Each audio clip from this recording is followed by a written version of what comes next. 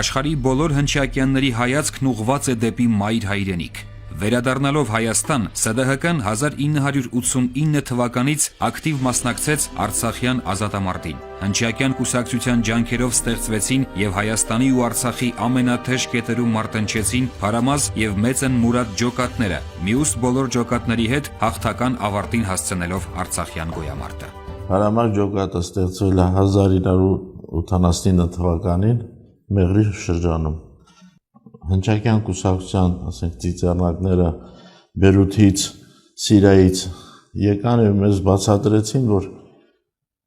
Փարամազը մեծ գործ է կատարել ձեր հայրենակիցը, ու բերենք մի հատ ջոկատ ստեղծենք, որը անձամբ կոչվի Փարամազի անվան ջոկատ։ Մենք շատ սիրով համաձայնվեցինք, որ մի ջոկատ առանձնացնենք եւ անուն նշենք Փարամազի ջոկատ։ Փարամազի ջոկատը հիմնականում որսորդներ էին, որը Մեղրի լեռնաշխարհում պաշտպանում էր արևմտյան կողմից, Նախճեվանի կողմից թուրքերի հարձակումը։ Նրանից հետո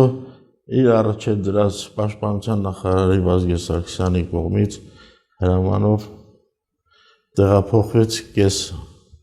Փարամազի կես ջոկատից ավելին դեպի Ղարաբաղի տարածք։ Մասնակցել է Շուշիի, Լաչինի, Միջանցքի ազատագրմանը, այնուհետև անցել է հակահարձակման։ Իր ամբողջ անցած ճանապարհին ունենք 7 զոհ։ Առաջին զոհը, որ մենք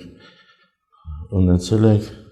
եղել է 1990 թվականի ապրիլի 24-ին։ Հետաքրքիրը նրանում է, որ Փարամազը իր, ասենք, ընկերների 20 ընկերների հետ կախաղան է հանվել եւ մեր, ասենք, Մեղրի ընդհանուր զոհերի քանակը նույնպես կազմում է 20 հոգի։